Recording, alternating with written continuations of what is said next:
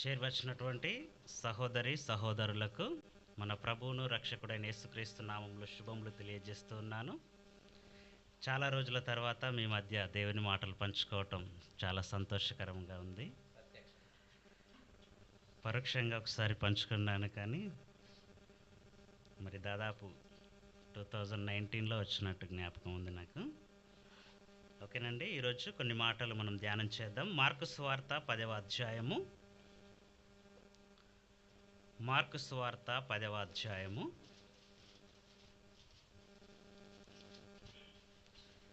27వ వచనాన్ని మనం ఆలోచన చేద్దాం. యేసు వారిని చూచి ఇది మనుషులకు అసాధ్యమే గాని దేవునికి అసాధ్యము కాదు. దేవునికి సమస్తము సాధ్యమే అనెను. ఇక్కడ యేసుక్రీస్తుల వారు ఒక మాట చెప్తున్నాడు. ఇది మనుషులకు అసాధ్యమే అంటున్నాడు, దేవునికి సమస్తము సాధ్యమే అంటున్నాడు. ఇంతకీ ఏంటి ఇక్కడ మనుషులకు అసాధ్యమైనదేంటి, దేవునికి సాధ్యమైనదేంటి అనే మాట మనకు అర్థం కావాలి అని అంటే 23వ వచనం నుంచి మనం చదువుకుందాం. అప్పుడు యేసు చుట్టూ చూచి, ఆస్తి గలవారు దేవుని రాజ్యములో ప్రవేశించుట ఎంతో దుర్లభమని తన శిష్యులతో చెప్పెను. ఆయన మాటలకు శిష్యులు విస్మయముందిరి. అందుకు యేసు తిరిగి వారితో ఇట్లనెను, పిల్లలారా, తమ ఆస్తి యందు నమ్మికయుంచు వారు దేవుని రాజ్యములో ప్రవేశించుట ఎంతో దుర్లభము. ధనవంతుడు దేవుని రాజ్యములో ప్రవేశించుట కంటే ఒంటె సూది బెజ్జములో దూరుట సులభము. అందుకు వారు అత్యధికముగా ఆశ్చర్యపడి, అట్లయితే ఎవడు రక్షణ పొందగలడని ఆయనను అడిగిరి. అలాగైతే ఎవడు రక్షణ పొందగలడు ప్రభువా? ధనం వద్దంటున్నావు, ఆస్తి యందు నమ్మిక ఉంచొద్దన్నావు. ఒకవేళ ధనవంతులుగా ఉంటే వారు పరలోక రాజ్యంలో అంటే దేవుని రాజ్యంలో చేరరు అంటున్నావు. అలాగైతే ఎవడు రక్షణ పొందగలడని యేసుక్రీస్తుల వారితో శిష్యులు అంటున్నారు. యేసుక్రీస్తుల వారితో శిష్యులు అంటుంటే ఎవడు రక్షణ పొందగలడు ప్రభు అలాగైతే అని అంటే, యేసుక్రీస్తుల వారు ఏమంటున్నారో 27వ వచనంలో, యేసు వారిని చూచి ఇది మనుషులకు అసాధ్యమే గాని దేవునికి అసాధ్యము కాదు అన్నాడు. ఇది మనుషులకు అసాధ్యమే అన్నాడు. ఏది మనుషులకు అసాధ్యం? రక్షణ పొందటం అసాధ్యమా? అంతే కదండి, పైన మాట్లాడింది ఏంటి? అలాగైతే ఎవడు రక్షణ పొందగలడు ప్రభువా అని అంటే, ఇది మనుషులకు అసాధ్యము అన్నాడు, దేవునికి సాధ్యము అంటున్నాడు. ఇంతకీ మనుషులకు రక్షణ పొందటం అసాధ్యమేనా? ఇంకా పైభాగం మనం చూస్తే, ఆస్తి గలవారు దేవుని రాజ్యములో ప్రవేశించుట ఎంతో దుర్లభము అన్నాడు.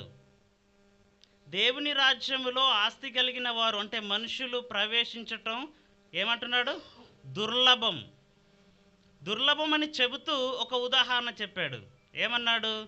ఒంటె సూది బెజ్జంలో దూరుట ఎంత కష్టం, ఎంత మరి ఇబ్బందిగా ఉంటుందో, అసలు దూరుతుందా అన్నాడు.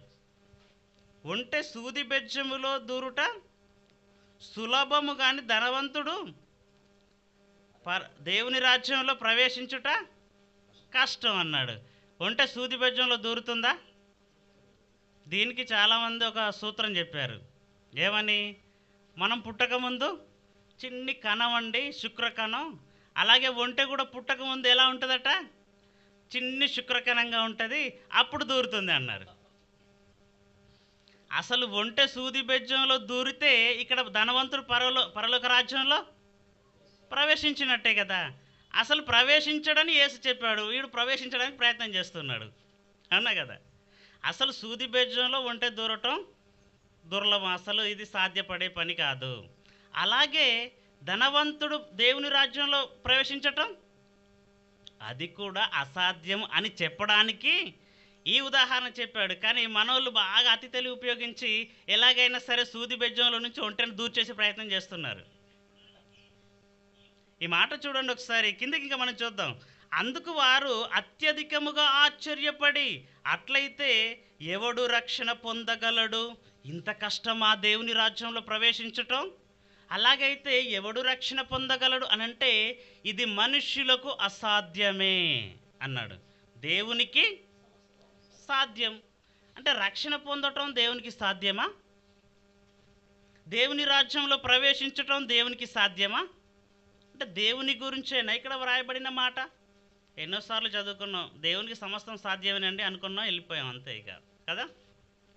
దేవునికి రక్షణ పొందడానికి ఏమైనా సంబంధం ఉందా? అందరినీ రక్షించేవాడు ఆయనే కదా, దేవుడే రక్షిస్తాడు. మరి ఎవడు రక్షణ పొందగలడంటే ఇది దేవునికి సాధ్యం అవుతుంది అన్నాడు. దేవునికి రక్షణ పొందడం ఏమవసరం? ప్రమాదంలో ఉన్నవారు కదా రక్షణ కావాలి, ప్రమాదంలో ఉన్నవారికి కదా. ఇప్పుడు పాపం అనే ప్రమాదంలో ఎవరున్నారు? మనుషులు ఉన్నారు. వారికి ఏం కావాలి? రక్షణ కావాలి. మరి దేవునికి ఏమవసరం రక్షణ? ఆస్తి గలవాడు దేవుని రాజ్యంలో ప్రవేశించటం దుర్లభం అన్నాడు. ఇంతకీ ఆస్తికి దేవునికి ఏం సంబంధం? రక్షణకు దేవునికి ఏం సంబంధం? అవునా కదండి. ఇది మనుషులకు అసాధ్యమే అన్నాడు, దేవునికి సాధ్యం అన్నాడు. ఇంతకీ మాటలోని ఆంతర్యం ఏంటి, పరమార్థం ఏంటి? ఒకసారి మనం ఆలోచన చేద్దామా? దేవునికి రక్షణకు సంబంధం ఏంటండి? మనుషులు కదా రక్షణ పొందాలి, కానీ ఇది మనుషులకు అసాధ్యమే అన్నాడు. మళ్ళీ ఎవరికి సాధ్యమట? దేవునికి సాధ్యం. అసలు మనిషి లక్షణం ఏంటో తెలుసా? మనుషులు ఎలా ఉంటారో తెలుసా? మనుషులు వాడికి ఎంత ధనం ఉన్నా కూడా ఇతరులకు పెట్టాలనుకుంటాడా? కొంత ధనం కూర్చుకొని ఇది నాకు చాలు అని అనుకుంటాడా? అస్సలు అనుకోడు కదా. ఈ ఊరిలో అందరికంటే ధనవంతుడిగా నేనే ఉండాలనుకుంటాడు. మరి ఎక్కువ అవుతుంది కదా, నేను నా కుటుంబం బ్రతకగా ఇంకా మిగిలిపోతుంది కదా, పేదవారు అనేకులు ఉన్నారు, వారికి పెడదాం అనుకుంటారా? అనుకోరు. అంటే ఎంత ఇచ్చినా కూడా అసలు ఆస్తిని వద్దు అనేవాడు లేడు. డబ్బుల్ని ఎవడన్నా వద్దంటాడా? ఎంత ఉన్నప్పటికీ పేదవాడికి ఇచ్చేద్దాం అనుకుంటాడా? అస్సలు అనుకోడు. అంటే ఆస్తిని వదులుకునే మా ఆలోచన కానీ, ఆస్తిని వదులుకోవాలన్న ఆలోచన అసలు ఎవ్వరు కూడా ఇల్లు లేని వారు ఉండరు. అందరూ 3 పూట్ల భోజనం చేస్తారు, అంతా బాగుంటుంది. అవునా కదండి. పేదవారు లేరా? మరి మన దేశంలోనే సంపన్నుడు ఉన్నాడు, మరి మన దేశంలో పేదవారు లేరా? ఉన్నారు. మరి నాకు ఇంత డబ్బు ఉంది కదా, ఒకప్పుడు అసలు ఏమీ లేదు కదా, నాకు ఇంతగా డబ్బు వస్తుంది, ఇదంతా నేను ఏం చేసుకుంటాను, పేదలకు పంచి పెడతాను అనుకుంటాడా?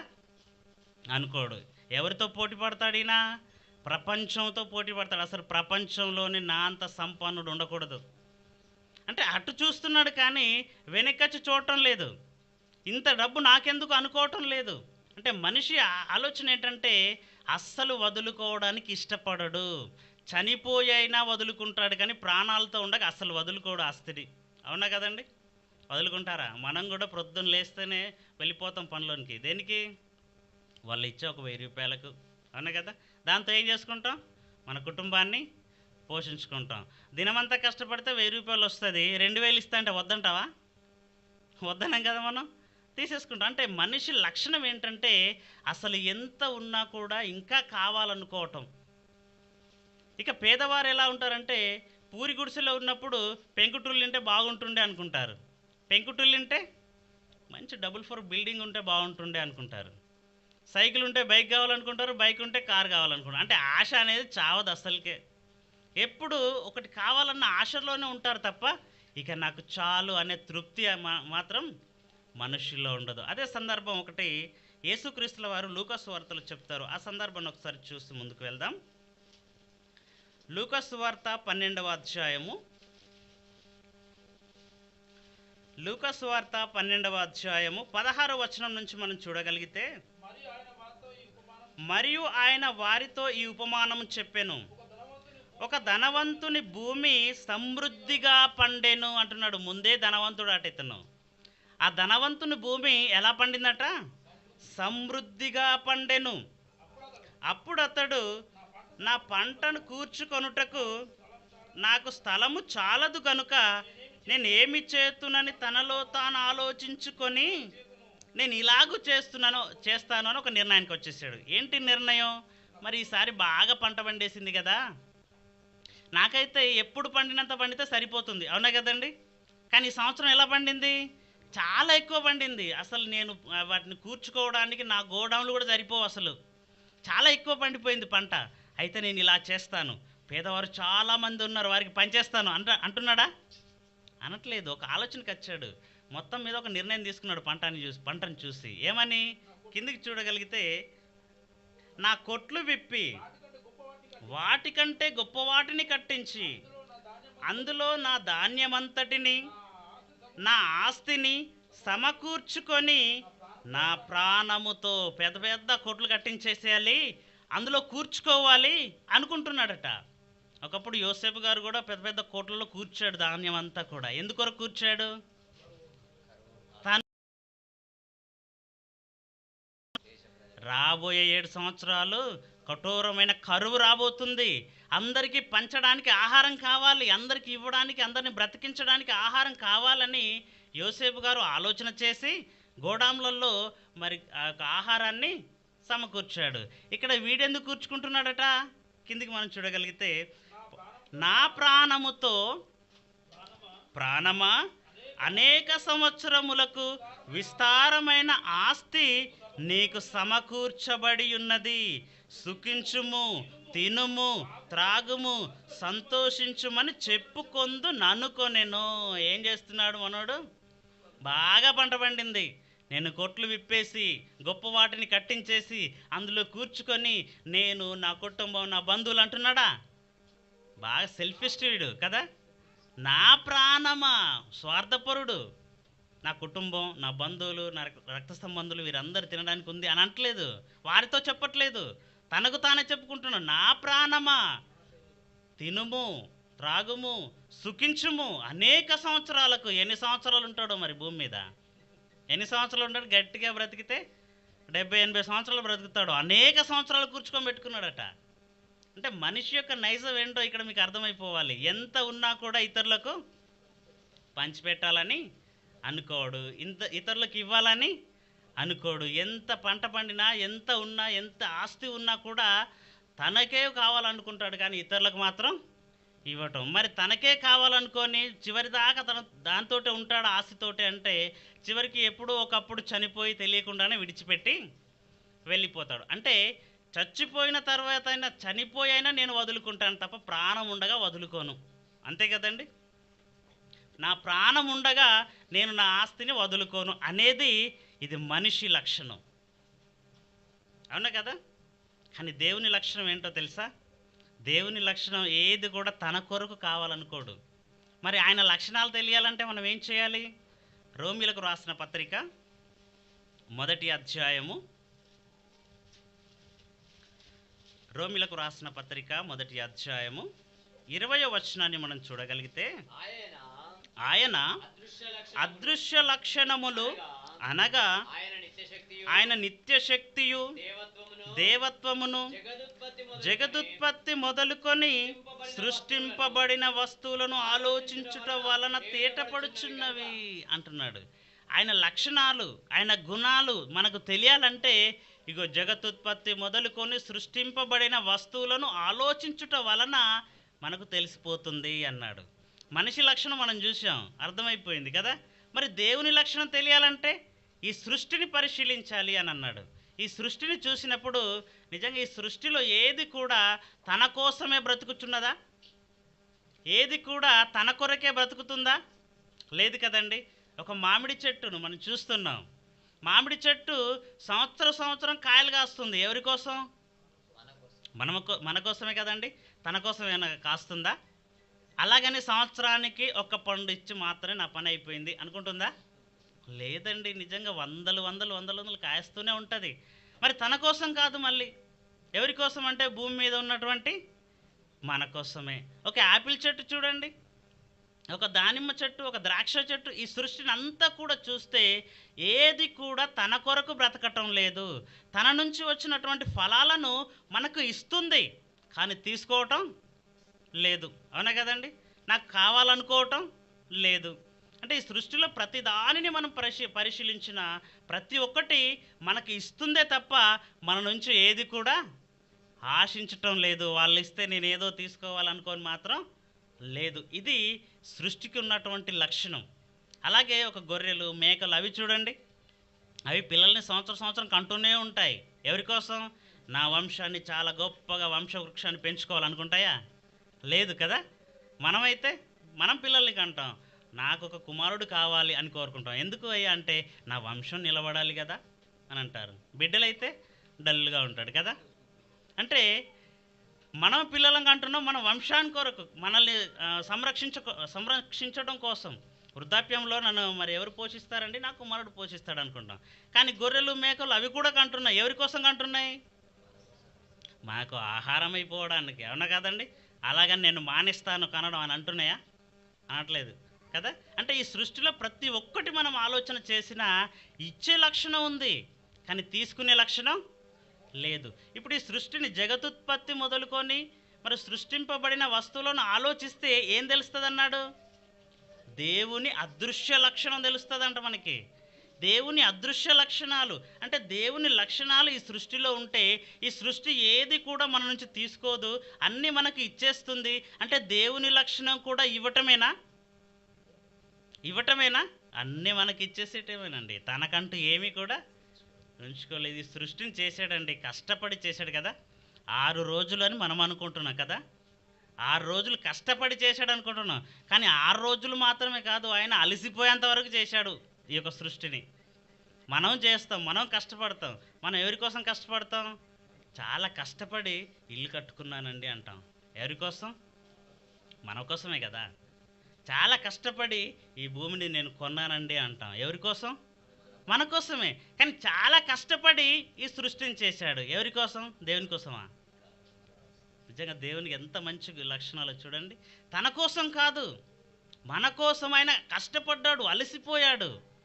అలాగే ఈ భూమి మీద మనం దేవుని దగ్గరికి రావట్లేదని, పాపంలో పడిపోయి నరకానికి వెళ్ళిపోతున్నామని తన జ్యేష్ఠ కుమారుడైన యేసుక్రీస్తుని కూడా ఎవరి కోసం పంపించాడు? మన కోసమేనండి. అంటే దేవుని లక్షణం ఏంటో తెలుసా? ఇచ్చేయటమే, ఇవ్వటమే. అంటే దేవుని లక్షణం ఇవ్వటం, మనిషి లక్షణం ఎవ్వరికి ఇవ్వకపోవటం. అవునా కదా. ఎవ్వరికి ఇవ్వకపోవటం ఏంటి? ఇది మనిషి లక్షణం. కానీ దేవుని లక్షణం అందరికీ ఇవ్వటం. ఇంతకీ ఇది మనుషులకు అసాధ్యమే కానీ దేవునికి సాధ్యమే అన్నాడు కానీ మార్క్స్ వార్తలో. ఈ సందర్భం అసలు ఎందుకు వచ్చింది? ఎందుకు చెప్తున్నాడు? శిష్యులకు యేసుక్రీస్తుకు మధ్య ఈ సందర్భం ఎందుకు వచ్చింది అని మనం చూడగలిగితే మళ్ళీ ఒకసారి మార్కు సువార్తలోనికి వెళ్ళి ఆలోచన చేద్దాం. మార్కు సువార్త 10వ అధ్యాయము 17వ వచనం నుంచి మనం చూడగలిగితే, ఆయన బయలుదేరి మార్గమున పోవుచుండగా ఒకడు పరిగెత్తుకొని వచ్చి ఆయన ఎదుట మోకాళ్ళుని ఎలా వచ్చాడట? రావటమే మెల్లగా రావటం లేదు, పరిగెత్తుకొని వస్తున్నాడు. పరిగెత్తుతాం. ఎప్పుడు పరిగెత్తామండి? అత్యవసరం అనుకున్నప్పుడు, నడిస్తే లేట్ అయిపోద్ది అనుకున్నప్పుడు పరిగెడతాం. ఇది ఖచ్చితంగా ఇప్పుడు కావాలి. యేసుక్రీస్తుల వారు వెళ్ళిపోతే మళ్ళీ దొరకడు. ఇప్పుడు పరిగెత్తుకొని వెళ్ళాలి, ఖచ్చితంగా ఆయననే అడగాలి ఈ మాట అనుకున్నాడు. ఎంతో ఆసక్తి కదా. ఎంత ఆసక్తి ఉంటే మాత్రం పరిగెడతాం. అవునా కదండి. ఆసక్తి లేకపోతే స్థిరంగా వెళ్తాం. కానీ పరిగెత్తుకొని వచ్చాడట. చాలా ఆసక్తి కనపరుస్తున్నాడు కదా. మరి చాలా ఆసక్తితో వచ్చి ఏమంటున్నాడు? సద్బోధకుడా, నిత్య జీవమునకు వారసుడ నగుటకు నేనేమి చేయవలెను, నేనేమి చేయుదును అని ఆయనను అడిగాడు. చాలా మంచి మాట అడిగాడు కదా. నేను పరలోకం, నేను నిత్య జీవానికి వెళ్ళాలంటే నేనేం చెయ్యాలి అని అన్నాడు. చాలా సంతోషమే, ఆనందమే. చాలా ఆసక్తితో అడిగాడు. యేసుక్రీస్తు కూడా బాగా అనిపించింది. అలాగైతే నువ్వేం చేస్తావంటే, ఇదిగో నువ్వు ఆజ్ఞలను అనుసరించు అన్నాడు. ఈ ఆజ్ఞలను అనుసరించు అనగానే ఏమంటున్నాడు? ఇవన్నీ కూడా నేను బాల్యము నుంచే అనుసరిస్తున్నాను. ఇవేం కొత్త కాదు నాకు, ఇవన్నీ నేను అనుసరిస్తూనే ఉన్నాను. అంటే అప్పటి వరకు ఉన్నటువంటి ధర్మశాస్త్రం ప్రకారంగానే ఉన్నాడా? ధర్మశాస్త్రం ఉందా అండి? అప్పటికి ఉంది. యేసుక్రీస్తు కాలంలో ధర్మశాస్త్రం అమల్లోనే ఉంది. అప్పటికి మంచి కార్యాలు చేయాలంటే దేవుడు చెప్పిన ఆజ్ఞలు పాటించాలి. ఇప్పుడు ఆజ్ఞలు పాటిస్తున్నావా అంటే నేను బాల్యం నుండే పాటిస్తున్నాను అన్నాడు. చాలా బాగుంది. అయితే ఇంకొక మాట అంటున్నాడు చూడండి. 21వ వచనం. యేసు అతనిని చూచి అతన్ని ప్రేమించి అంటున్నాడు. అప్పుడప్పుడు మనం కూడా ఎవరికైనా మాట చెప్తాం, ఒరే నీ మేలు కోరి చెబుతున్నాను వినరా జాగ్రత్తగా అంటాం, అవునా కదండి? కానీ వాడు వింటాడా? వాడు వినడు. నీ మేలు కోరి చెప్తున్నాను చేయరా అంటాడు. ఇక్కడ కూడా యేసుక్రీస్తుల వారు అతన్ని ప్రేమించి అంటున్నాడు. అతన్ని ప్రేమించి నీకు ఒకటి కొదువగా ఉన్నది అన్నాడు. దేనికోసం ఒకటి కొదవగా ఉంది? నిత్య జీవానికి వెళ్ళడానికి. దేనికో కాదు, దేనికోసం ఒకటి కొదవగా ఉంది? నిత్య జీవం వెళ్ళడానికి. ఒక 10 కొదవగా ఉన్నాయి అనట్లేదు. ఎన్ని ఉన్నాయట కొదవ? ఒక్కటే కొదవగా ఉంది. ఈ ఒకటి చేస్తే ఏమొస్తుంది? నీవు కోరుకున్నది వస్తుంది, అవునా కదా? ఏం కోరుకున్నాడు? నిత్య జీవాన్ని కోరుకున్నాడు. ఆ నిత్య జీవం నీకు కావాలంటే నీకు ఎన్ని కొదవగా ఉన్నాయి? ఒక్కటే కొదవగా ఉందండి. అంటే నిత్య జీవానికి వెళ్ళడానికి ఒక 100 మెట్లు అనుకుంటే అందులో మనోడు ఎన్నో మెట్టు మీద ఉన్నాడు? ఇప్పుడు 99వ మెట్టు మీద ఉండి అడుగుతున్నాడు, ఇక నేను పరలోకం వెళ్ళాలంటే ఏం చేయాలని. అంటే 99 మెట్లు ఎక్కేశాడా? ఎక్కేశాడు కదా. ఇప్పుడు ఎన్ని కొదవగా ఉన్నాయంటే ఒక్కటే కొదవగా ఉంది. ఈ ఒక్కటి చేస్తే నువ్వు కోరుకున్నటువంటి నిత్య జీవం నీకు వచ్చేస్తుంది అని అన్నాడు. ఆ ఒకటేంటో ఇక్కడ చెప్తున్నాడు చూడండి. యేసు అతన్ని ప్రేమించి నీకు ఒకటి కొదువగా ఉన్నది, నీవు వెళ్ళి నీకు కలిగినవన్నీయు అమ్మి బీదలకిమ్ము, పరలోకమందు నీకు ధనము కలుగును, నీవు వచ్చి నన్ను వెంబడించుమని చెప్పాను. ఏమన్నాడండి? ఆ ఒకటేంటట? నీకున్నటువంటి ధనం ఉంది, ఆస్తి ఉంది కదా. అప్పటికే చాలా ఆస్తిపరుడు మనోడు, మిగులు ఆస్తి గలవాడు కదా. అప్పటి వరకు ధర్మశాస్త్రంలో ఉన్న వాటిని మంచిగా పాటిస్తున్నాడు. అందులో ఉన్నదేంటి?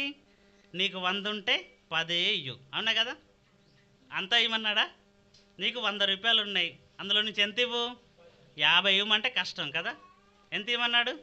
ఒక 10 ఇస్తే చాలు, బాగుంది ఇది అనుకున్నాడు. ఇంకేమన్నాడు?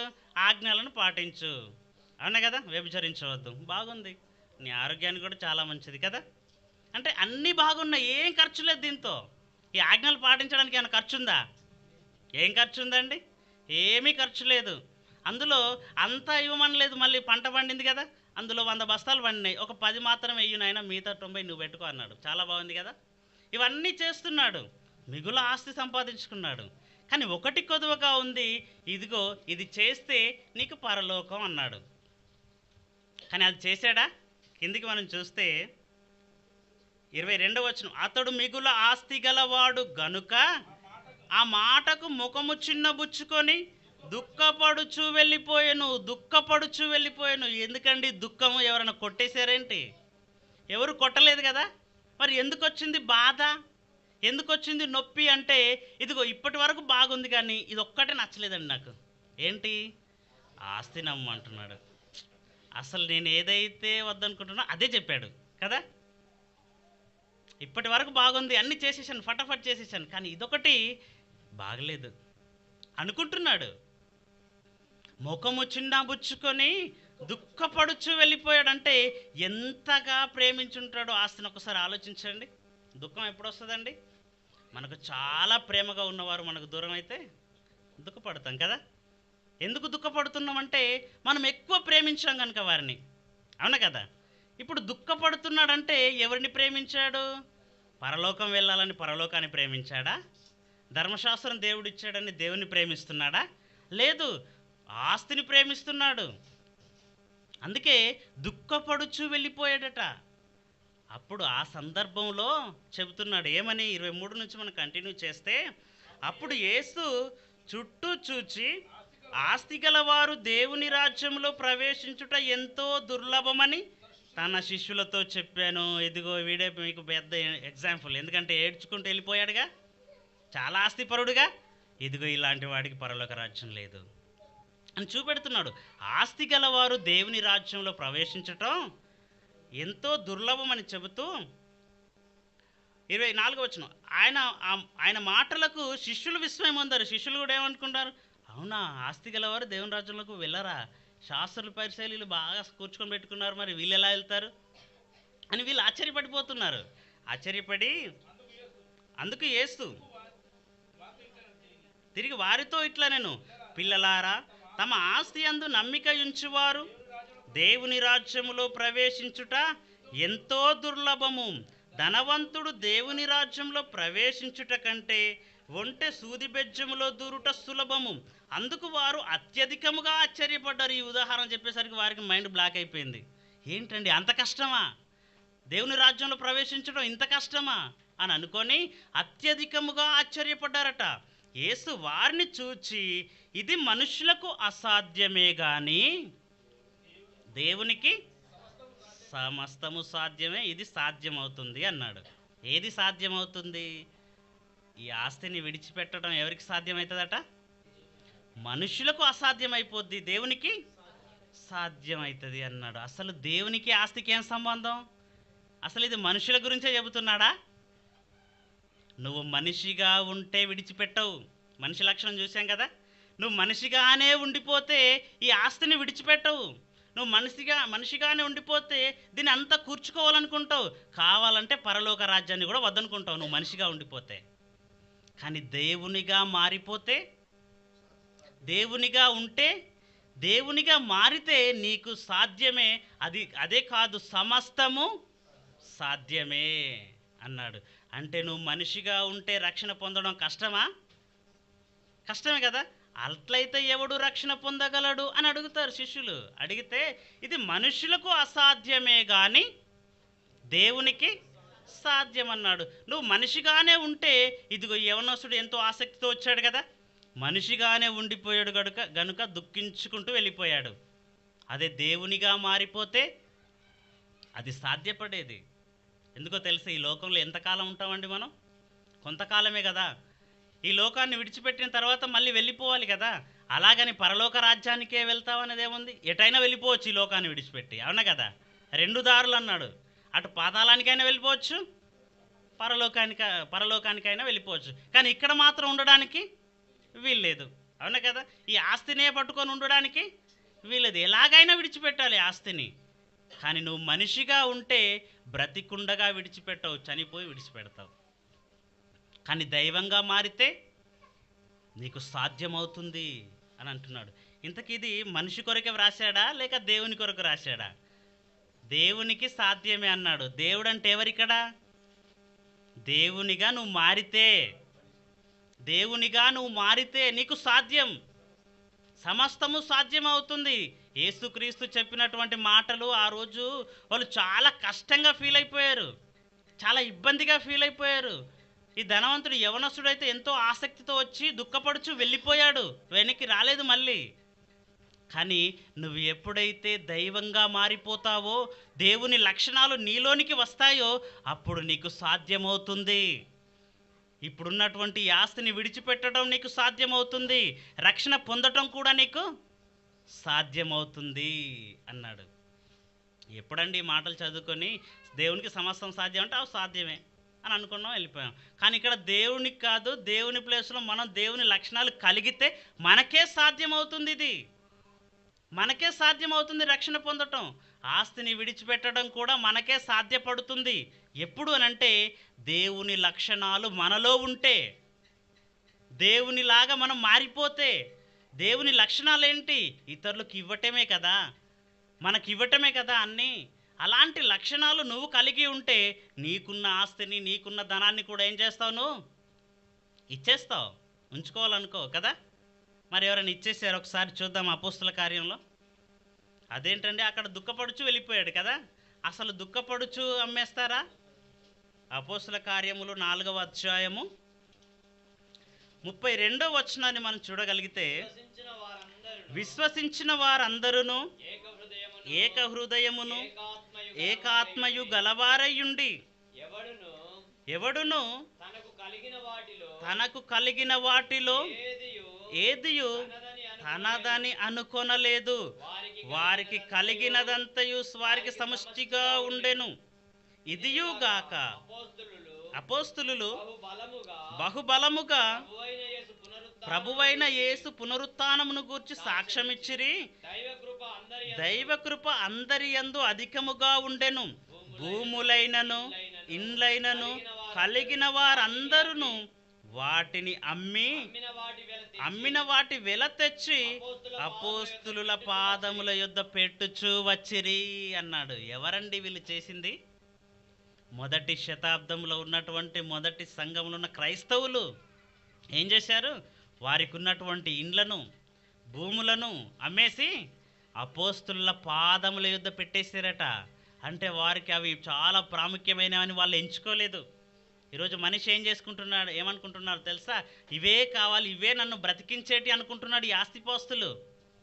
ఎక్కడో యేసుక్రీస్తులో చెప్పారు కదండి మార్కు సువార్తలో, ఇదిగో మీ ఆస్తిని అంతా అమ్మి బీదలకిస్తే అప్పుడు వచ్చి నన్ను వెంబడిస్తే నీకు పరలోకం అన్నాడు. అవునా కదా? అది ఎక్కడ పాటిస్తున్నారు? ఇదిగో మొదటి ఆది సంఘములో ఉన్నటువంటి క్రైస్తవులు వారికి ఉన్నటువంటి ఇండ్లను, భూములను అన్నిటినీ అమ్మేసి అపోస్తుల పాదముల యొద్ద పెట్టేశారట. మనమైతే ఏం చేస్తాం? కళ్ళకద్దుకుంటాం కదా. ఒక 500 నోటు కట్ట కనిపెట్టింది అనుకో, ఏం చేస్తాం? కళ్ళకద్దుకుంటారు. తీసుకెళ్ళి పాదముల యొద్ద పడేశారట. తీసుకొని ఖర్చు పెట్టేసేయండి.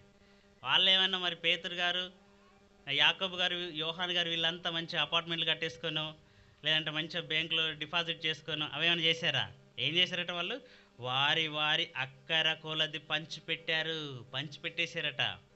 యేసుక్రీస్తు చెప్పింది ఏంటి యవనస్తుడితోటి? నీకు నిత్య జీవం కావాలంటే నీకు ఒక్కటి కొదువగా ఉందన్నాడు. ఏంటి అదన్నాడు? నీ ఆస్తిని అమ్మి బీదలకు పంచిపెట్టన్నాడు. కానీ పంచిపెట్టాడా? పంచిపెట్టలేదు. మరి ఇక్కడ పంచిపెట్టేశారా? పంచిపెట్టేశారు. అంటే వీళ్ళు ఎలా మారిపోయారు? దైవముగా మారిపోయారు. దేవునికి సమస్తము సాధ్యమే. ఇక్కడ సాధ్యపడిందా వీరికి? సాధ్యమైంది. మరి అంటే వీరి మనుషులుగానే ఉండిపోయారా, దైవంగా మారిపోయారా? మనిషిగా మిగిలిపోలేదు, దైవంగా మారిపోయారు. మరి ఈరోజు ఉన్నటువంటి క్రైస్తవులు దైవంగా మారిపోతున్నారా, మనిషిగానే ఉండిపోతున్నారా? మనిషిగానే ఉండిపోతున్నారు కదా. అంతెందుకంటే గొప్ప గొప్ప సేవకులని పేరు పెట్టుకున్న వారు కూడా తీసుకురండి ఏంటి భాగాలు, దశమ భాగాలు, అర్పణలు, స్పాన్సర్స్ చేయండి. ఎందుకు? నీకేమీ లేదా, పేదవాడివను. పేదవాడిగా ఉంటే నీకు పోషణ కూడా ఇబ్బంది అయితే పర్వాలేదు కదా. కోట్లు కూర్చుకొని మళ్ళీ ఇవ్వండి. ఎవరు ఇచ్చేవాళ్ళు? ఏమన్నా మరి ధనికులా? పేదవారే. అంటే అదంతా అక్కడ పెట్టేసుకుంటావు, ఇంకా కావాలి. ఏంటి అసలు ఇది? నువ్వు మనిషిగా ఉంటే నువ్వు విడిచిపెట్టవు, కావాలనుకుంటావు. దైవంగా మారితే అంతా ఇచ్చేస్తావు. యేసుక్రీస్తుల వారు ఈ లోకానికి వచ్చాడండి. ఎన్ని సంవత్సరాలు జీవించాడు? 33.5 సంవత్సరాలు జీవించాడు. తనకంటూ ఏమైనా ఉందా ఈ భూమి మీద? ఏమైనా కూర్చుకున్నాడా? ఆయన ఈ మాటలు చెబుతూ ఉంటే ఒక శాస్త్రి వచ్చేసి, ప్రభువా నువ్వు ఎక్కడికి వెళితే అక్కడికి వచ్చేస్తానంటాడు. నువ్వు ఎక్కడికి వెళితే అక్కడికి వచ్చేస్తాను. ఎందుకంటే నువ్వు చాలా మంచి మాటలు చెప్తున్నావు, ఆకలి వేస్తుందంటే అన్నం పెడుతున్నావు, ఏదైనా రోగం వస్తే భోజనం తీసేస్తున్నావు, అన్నీ ఫ్రీగా ఉన్నాయి, మెడికల్ ఖర్చు లేదు, ఫుడ్ ఖర్చు లేదు కదా. కానీ ఒక బోర్డింగ్ మాత్రం, మరి అకామిడేషన్ ప్రాబ్లం ఉంది యేసుక్రీస్తు వారి దగ్గర. భోజనం ఉంది, రోగం వస్తే రోగం తీసేస్తాడు, కానీ ఉండడానికి అకామిడేషన్ లేదు. రాత్రి కాగానే నాకు ఒక రూమ్ కావాలి, నాకు ఒక హోటల్ కావాలంటే అడికెళ్ళి తెస్తాడు. ఆయన ఏమంటున్నాడో చూడండి. 8వ అధ్యాయము మత్తయి సువార్త 20వ వచనం. మత్తయి సువార్త 8వ అధ్యాయం 20వ వచనం. అందుకు యేసు, నక్కలకు బొరియలును ఆకాశ పక్షులకు నివాసములను కలవు గాని మనుష్య కుమారునికి తలవాల్చుకొనుటకైనను స్థలము లేదు. నా దగ్గర నువ్వు వస్తావు నాయన, వినడానికైతే బాగానే వస్తావు, సాయంకాలం కాగానే నాకు ఒక ఇల్లు కావాలంటే నేను ఎక్కడికి వెళ్ళి తీసుకురాను, నాకే లేదు ఇక్కడ. అవునా కదా? నాకే తలవాల్చుకున్నటకైనాను స్థలం లేదు. అంటే ఆయనకంటూ ఏమీ లేదా ఈ భూమి మీద? ఏమీ లేదండి. మనం ఉంటాం, ఎదగగానే నాకు ఒక ఇల్లు కావాలి కదా, ఆ తర్వాత భార్య కావాలి, పిల్లలు కావాలి, అన్ని పొలాలు కావాలి, అన్నీ కూర్చుకుంటాం మనం. కానీ యేసుక్రీస్తుకు అసలు తలవాల్చుకున్నటకు స్థలం లేదట. ఆకాశ పక్షులకు గూళ్ళున్నాయి, నక్కలకు బొరియలున్నాయి, నా దగ్గర ఏమీ లేదు నాయన, నువ్వు నాతో వద్దు. అవునా కదా? రమ్మన్నాడా వద్దన్నాడా? వద్దు నాయన, నీతో నేను బలలేను, నాలాగా నువ్వు ఉండలేవు, నువ్వు అలవాటు పడ్డావు, ఈ లోకంలో జీవించడానికి నువ్వు అలవాటు పడ్డావు, కాబట్టి నువ్వు నాలాగా ఉండాలంటే ఎలా ఉంటావు? ఉండలేవు కనుక నువ్వు వద్దు నాయన అన్నాడు. అంటే యేసుక్రీస్తుల వారికి ఏమీ లేదంటే ఏమీ లేదు. ఆయన ఎవరి లక్షణం? దేవుని లక్షణం. దేవుని శిష్యులు అంటారు, ప్రభు మాకు తండ్రిని చూపెట్టవా, తండ్రిని చూపెట్టవా అంటారు. ఎందుకు నాయన మళ్ళీ మీరు తండ్రిని చూపెట్టమంటున్నారు? నన్ను చూస్తున్నారు కదా, నన్ను చూస్తున్నారు కదా. ఇప్పుడు మీరు నన్ను ఎలాగైతే చూస్తున్నారో సేమ్ నాలాగే ఉంటాడు తండ్రి అన్నాడు.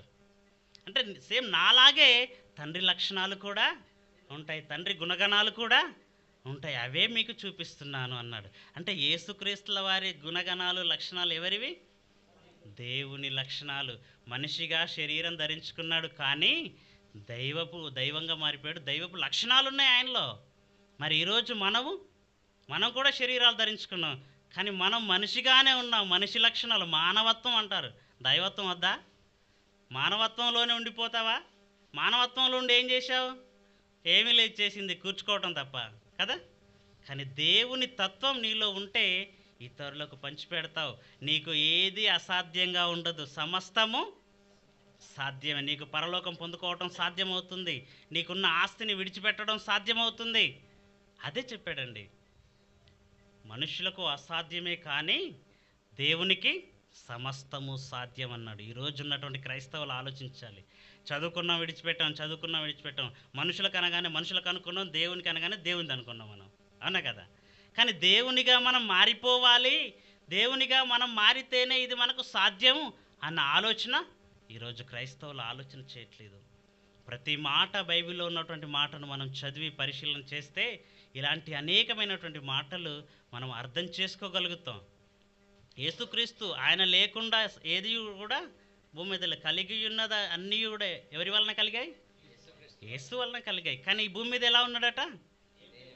ఏమీ లేనివాడు. కొరింథీయులకు రాసిన పత్రికలో ఏమంటాడో చూడండి. ఇంకా కొరింథీయులకు రాసిన మొదటి పత్రిక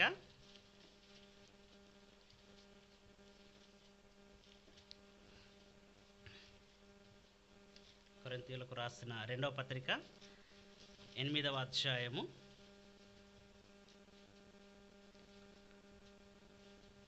9వ వచనం చూడండి. మీరు మన ప్రభువైన యేసుక్రీస్తు కృపను ఎరుగుదురు కదా. ఆయన ధనవంతుడయ్యుండియు మీరు తన దారిద్ర్యము వలన ధనవంతులు కావాలని మీ నిమిత్తము దరిద్రుడాయను. ఆయనకు అన్నీ ఉన్నాయి, ఈ లోకమే ఆయనది, కలిగి ఉన్నదేది ఆయన లేకుండా కలగలేదు. ఆ పరలోకంలో ఇంకా ఆయన ఎలా ఉన్నాడో తెలుసా? దేవునితో సమానంగా ఉన్నాడట. ఫిలిప్పీలకు రాసిన పత్రిక 2వ అధ్యాయము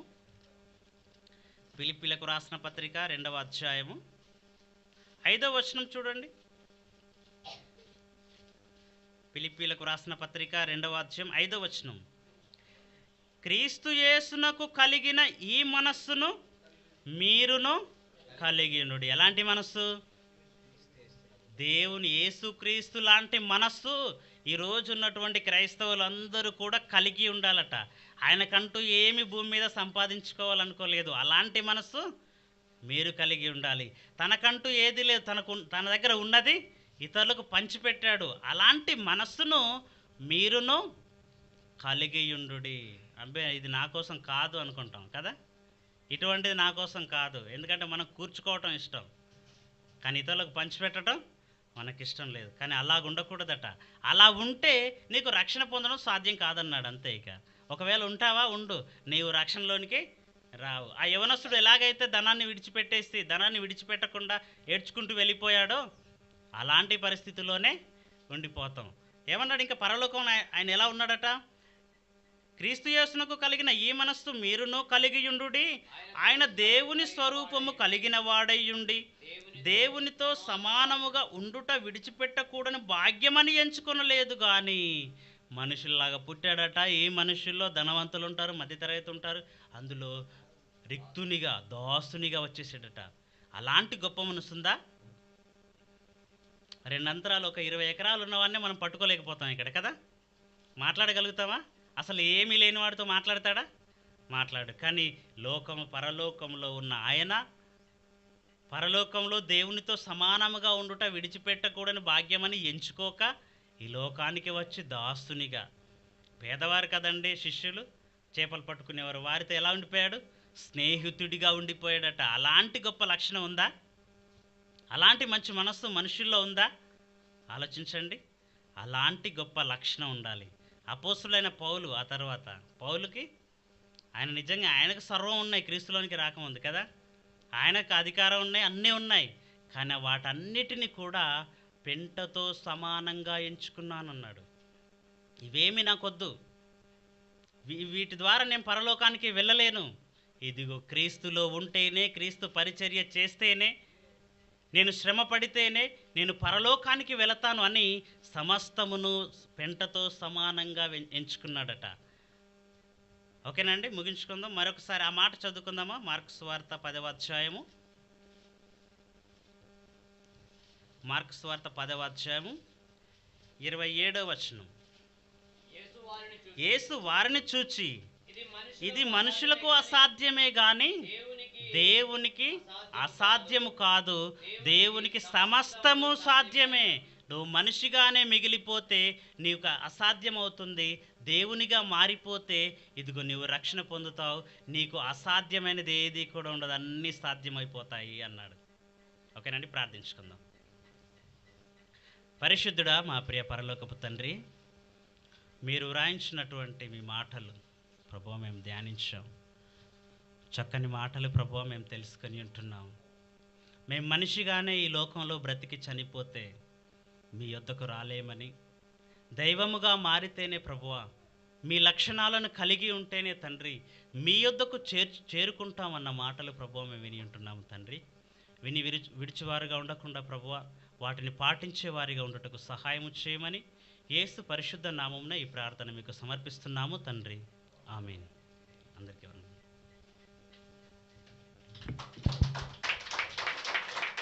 థ్యాంక్ యూ అండి.